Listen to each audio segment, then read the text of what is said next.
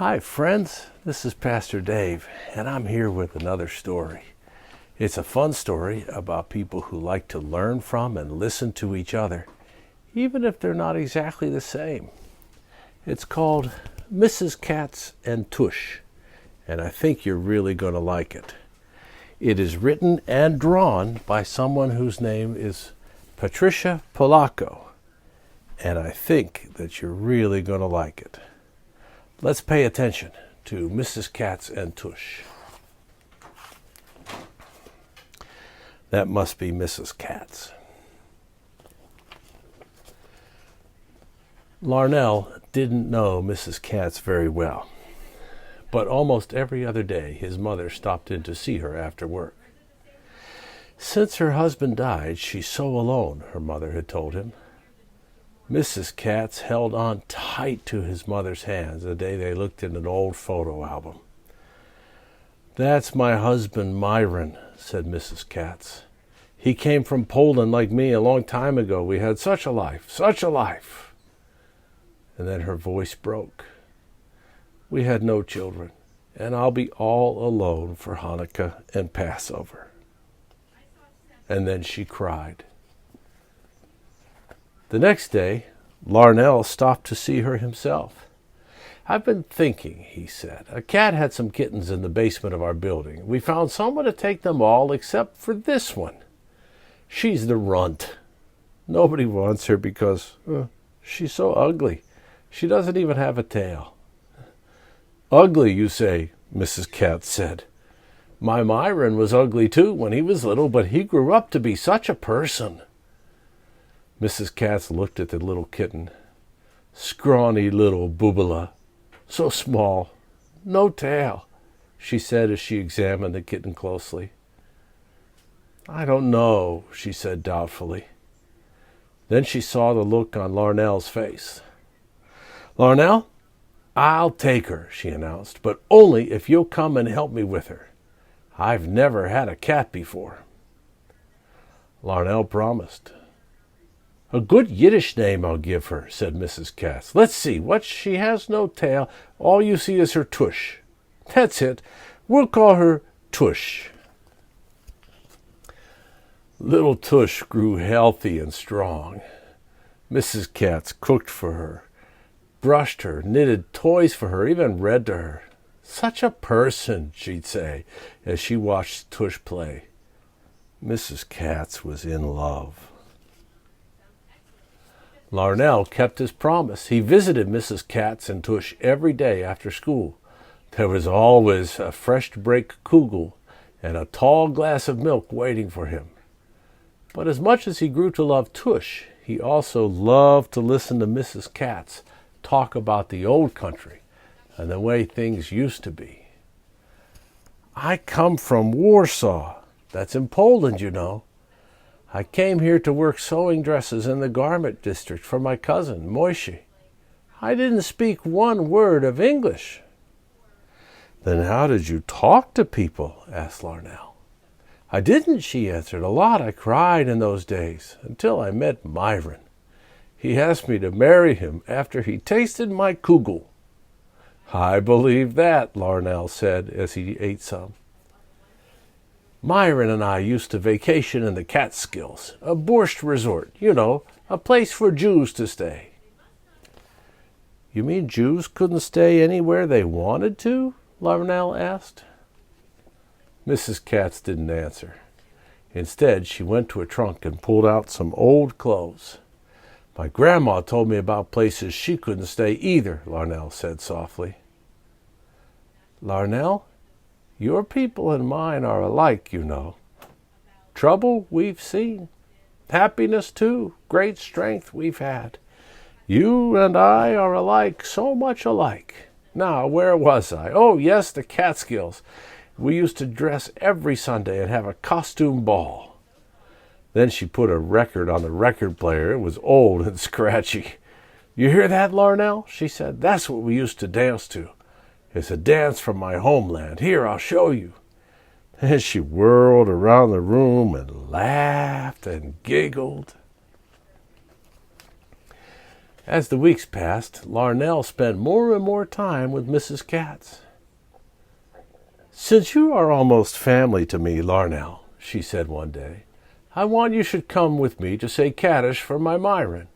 I know you're not Jewish, but Myron would have liked you. You're such a person, Larnell." At the seminary, she read from her book.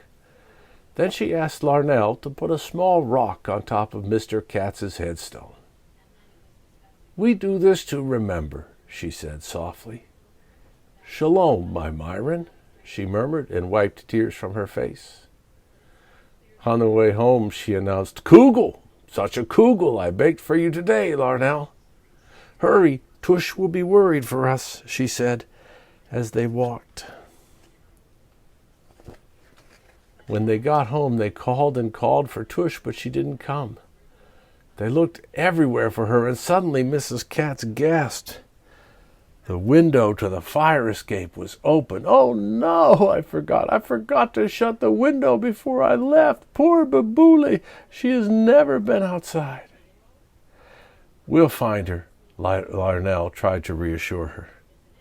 "She'd been acting strangely lately," Mrs. Katz said through her tears. "She'd been trying to get out, but I was afraid she would get hit by a car." "I'll find her, Mrs. Katz," Larnell said. "I won't let you down." It was getting dark. First, Mrs. Katz and Larnell looked around their building. Then they went everywhere in the neighborhood. They left notes on doors, telephone poles, and fences.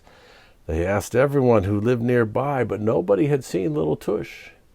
That night it stormed. It was rain, awful, awful rain. Mrs. Katz hardly slept as she thought about her little Katile. "She's such a person, she whispered.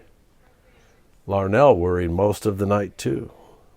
What will Mrs. Katz do, he thought. "Please, God, bring that little cat back to her," he said softly into his pillow. A loud knock on the front door awoke Mrs. Katz. It was Larnell's father and two neighbors. "Is this yours?" they asked. "My little Katile," Mrs. Katz exclaimed.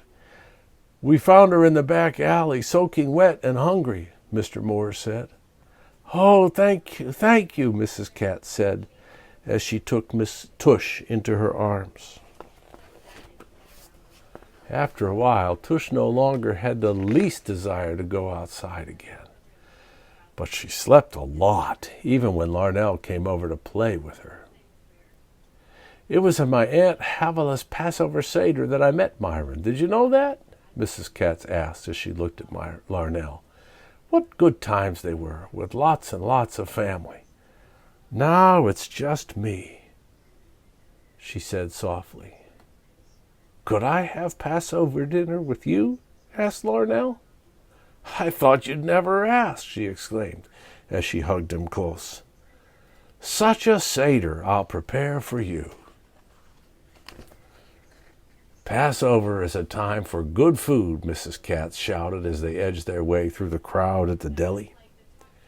"Like your people, my people were slaves too. They lived in a country where they didn't want to be. They wanted freedom so much that they prayed to God to help them.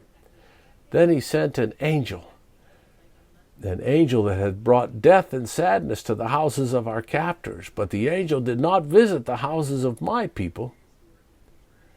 "How did the angel know where the Jews lived?" Larnell asked. "They marked the doors. Then the angel passed over." "Passed over, Larnell. That's why we call this time of celebration Passover." "So, Larnell, we have a big feast to celebrate, but we also remember those who had to suffer so we could be free," Mrs. Katz said. "Part of the dinner is sad, and part of it is happy." As Larnell helped get the linens and the china, Mrs. Katz said, "You see this tablecloth? This was our wedding chuppah, our canopy. For all these years we have used it for holy days and celebrations." "How come you have so many different dishes?" Larnell asked. "Because some Jews don't eat dairy and meat off the same dishes," she answered. When they sat down to Seder together, Mrs. Katz lit 2 candles and waved her hands over them. She read from her book, said prayers, then smiled and said, "Let the feast begin." They drank red wine and water. They ate bitter herbs, lamb, and chicken. They had gefilte fish and spicy chopped apples with potato pancakes. "This bread looks like a soda cracker," Larnell exclaimed. "We call it matzah, dear.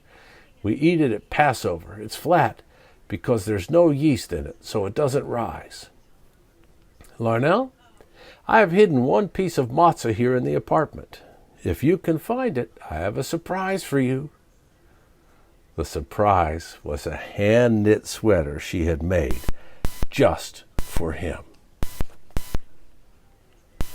The next day, Mrs. Katz yelled out her back window to Larnell's apartment.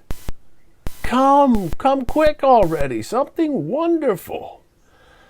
Larnell and his mom and his dad rushed to the door. "The angel of death has passed over, but the angel of life didn't. Mazel tov, tush! 4 babies. At last, I am a booby." As the years passed, Mrs. Katz, Tush, and her descendants became part of Larnell's family. There were graduations, weddings, new babies, and finally a Kaddish. Larnell stood in front of the headstone. He read from her book. He placed a small rock on top of her headstone. Then he, his wife, and their children read the inscription together. "Mrs. Katz, our booby. Such a person." Boy, I liked that story, and I hope you did too. It reminds me that we can be friends across all kinds of lines, and that sometimes we have more in common than we think we might.